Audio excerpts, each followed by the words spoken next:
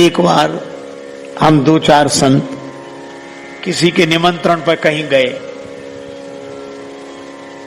तो उसने बड़े प्रेम से भोजन कराया। और भोजन कराने के बाद जैसी परंपरा है, वो दक्षिणा लेकर आया लिफाफे। और जो उसने दक्षिणा ऐसी रखी चरणों में, तो एक कोने पर महात्मा बैठे थे, वो क्या बोले, दक्षिणा रख, अरे दूर दूर दूर दूर हटाओ हटाओ हटाओ हटाओ, ये पैसा है हटाओ। बोला क्यों, हम छूते नहीं हैं। तो उसको इतनी श्रद्धा हुई कि यह एक है जो छूते नहीं हैं। उसने लेट कर प्रणाम किया उन्हें, पहले तो ऐसे ही कर रहा था, फिर लेट कर। हम लोगों को भी अच्छा लगा, भाई त्याग की महिमा है। अब वो तो 1 नंबर के हो गए, और हम लोग ले लेते हैं तो हम थोड़े कमजोर हुए, 2 नंबर के। वो नहीं लेते, हम लेते हैं। लेकिन चलो, पर आश्चर्य तो तब हुआ कि जब वो प्रणाम करके जैसे ही आगे बढ़ा, तो वो क्या बोले, कहां जा रहे हो, कहां है वो दक्षिणा? बोले आप तो छूते नहीं। बोले हाँ छूते नहीं, एक काम करो, क्या, इस कपड़े में बांध दो, ले इस कपड़े में। हमारे बगल में एक महात्मा बैठे थे, वो हंसकर बोले कि ये तो बांध रहे हैं, छूते नहीं हैं। तो हमने कहा ये छूते नहीं, बांधते हैं। तो हमसे नाराज हो गए, क्या समझते हो, संतों की महिमा नहीं जानते मैंने। अरे महाराज गलती हो गई, लेकिन एक निवेदन करूं, जब आप इस कपड़े में बांध रहे हैं, इस कपड़े में, तो ये भी तो कपड़ा ही है। वासांस जीर्णानि यथा विहाय नवानि गृह्णाति नरो पराण, यह भी कपड़ा है। हमारे गुरुदेव भगवान कहते थे, है भूत पांचों का बना, है भूत पांचों का बना, यह वस्त्र सुंदर आपका, बनता बिगड़ता है यही, नहीं कुछ बिगड़ता आपका। और एक बार हमें लगा कि जाते नहीं है कोई दुनिया से दूर चल के, जाते नहीं है कोई दुनिया से दूर चल के, और मिलते हैं सब यहीं पर कपड़े बदल बदल के। ये कपड़ा ही तो है, तो इसी से छू लेते। अच्छा जरूरत नहीं है न छुओ, आपको प्रणाम है, पर जरूरत है और छुएंगे नहीं तो करना ही पड़ेगा, इसमें बांध दो। तो कुछ लोग हैं जो छूते नहीं हैं, और कुछ ऐसे हैं जो छोड़ते नहीं हैं। एक जगह सत्संग हो रहा था, लोगों ने कहा दान दो, धन धन्य होगा। अरे बोले सब तो दे रहे हैं, हमारा देना कोई जरूरी है? अरे नहीं नहीं, दे दो दे दो। बड़ी मुश्किल से 1 रुपया ले आया, दूसरे दिन सिक्का मुट्ठी में दबाए, अब दे नहीं। बार बार सोचे दें कि न दें, दें कि न दें, दे ही डालें, और सिक्के को और दबाए। दिल तो नहीं पसीजा, हाथ पसीज गया। कब जा ही रहा है, जाते जाते देख तो लें। सो मुट्ठी खोल के देखा, सो पसीना।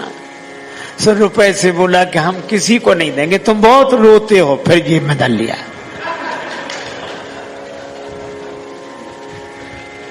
कुछ लोग छोड़ते नहीं हैं और कुछ लोग छूते नहीं हैं। ये दोनों अतियां हैं। श्री हनुमान जी ने समाधान दिया। जब जा रहे थे तो समुद्र से सोने का पहाड़ निकला, मैनाक, और समुद्र ने कहा कि हनुमान जी जा रहे हैं। असल में पुराने जमाने में इन पहाड़ों के पंख होते थे। आप कल्पना करो कितनी भयावह स्थिति रहती होगी, कब किस पहाड़ के उड़ने का मन हो जाए। पंख थे सो पहाड़ उड़ते, और उड़ने में तो कुछ ज्यादा दिक्कत नहीं, उड़ते उड़ते कहां बैठ जाएं। सो आबादी वाली जगह में ही धमाक से बैठ जाते, आबादी खत्म। ब्रह्मा जी बड़े परेशान कि हम एक एक करके बनाते हैं, ये इकट्ठे मिटा देते हैं। अब ये कथा का बड़ा अद्भुत रहस्य है। ब्रह्मा जी हैं बुद्धि के देवता। जब ऐसे अत्याचार करने वाले लोग जो समाज को मिटाते हैं, तब बुद्धिजीवी परेशान होता है, बुद्धिजीवी हैरान होता है। तब बुद्धिजीवी ब्रह्मा जी ने शिकायत की, किससे? देवराज इंद्र से। और जब बुद्धिजीवी की बात कोई शासक मान लेता है तो समाज में अमंगलकारी कृत्य नहीं होते। अच्छा, एक अजीब बात है, बुद्धिजीवी कुछ कर नहीं सकता और शासक कुछ सोच नहीं सकता। विडंबना यही है, वो जो विचार कर सकता है वो कुछ कर नहीं सकता, और जो कर सकता है वो विचार नहीं, बिना विचारे करे, और जो विचार करे वे विचारे क्या करें। बुद्धिजीवी ने कहा कि ये पहाड़ नुकसान पहुंचा रहे हैं, इनके पंख हैं, ये उड़ उड़ के चाहे जिसको नष्ट कर देते हैं। तो देवराज इंद्र ने कहा कि महाराज सृष्टि में तो वो भी हैं।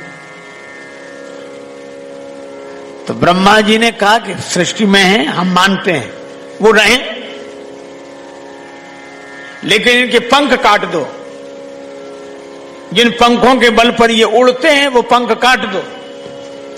अगर इनके पंख कट जाएंगे तो इस समाज को हानि पहुंचाना बंद कर देंगे, और अगर इनके पंख रहे तो ये उड़ उड़ के नष्ट ही करते रहेंगे। देवराज इंद्र को बात समझ में आई, उसने खड़ग ली और सारे पर्वतों के पंख काट दिए। पर्वतों को नहीं मिटाया, पंख काट दिए।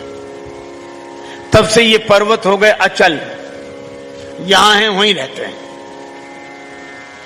बड़े ठाठ से रहते हैं। और इन पहाड़ों से कह लिया कि हमें आना होगा तो हम ही आएंगे तुम्हारे पास, तुम तो जहां हो वहीं रहो।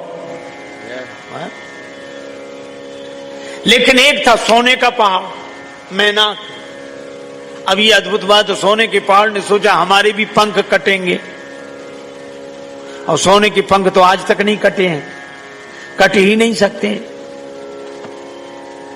सोने ने सोचा, पहाड़ ने सोचा एक काम करें, हम छिप जाएं कहीं। तो कहां छिपें? तो समुद्र के पास गया, समुद्र से कहा कि हमें छिपा लो, अपने भीतर छिपा लो। समुद्र ने कहा आ जाओ, कोई कमी नहीं है, आ जाओ। अब समुद्र ने तो स्वीकृति दे दी कि आ जाओ, छिप जाओ, लेकिन समुद्र की लहरें घुसने न दें। ये बड़ी प्रॉब्लम है, बड़ी समस्या है। समुद्र को कोई परेशानी नहीं, पर ये लहरें घुसने ही नहीं देती। ये लहरें ज्यादा परेशान की हैं हम आपको, ये लहरें जो बाहर हैं, जो जाना है अभी नहीं। इसलिए हनुमान कई परसा परसा परसा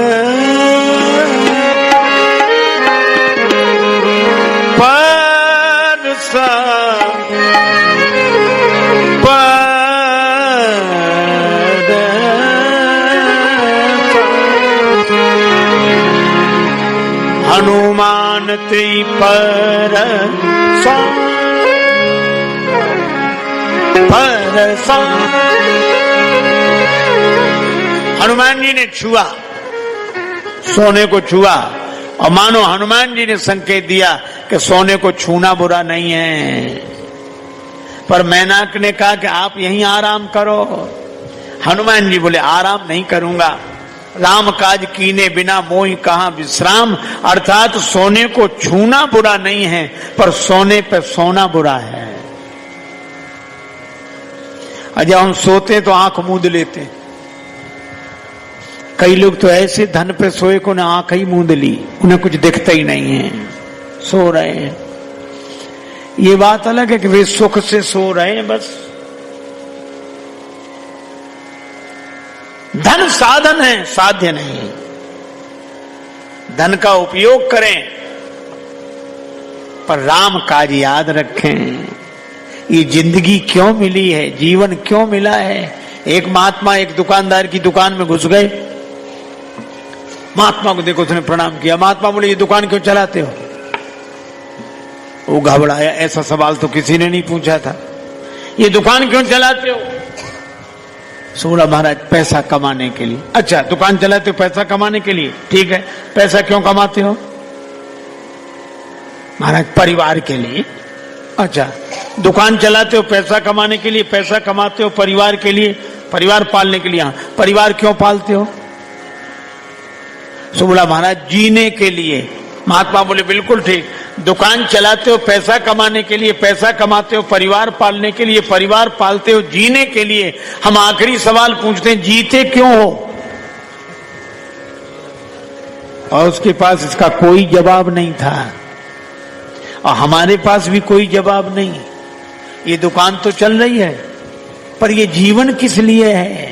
और जिसे जीने का ढंग याद आ जाएगा, वही है राम काज कीने बिना मोह कहां विश्राम। हम सीता माता की खोज करने जा रहे हैं, अर्थात जीवन में शांति मिले।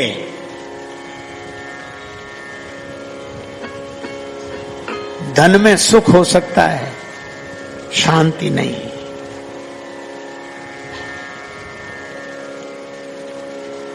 इसलिए धन का उपयोग करते हुए राम काज को याद रखें। राम काज क्या? राम जी ने जो किया है। ये धन दिया किसने? भगवान ने।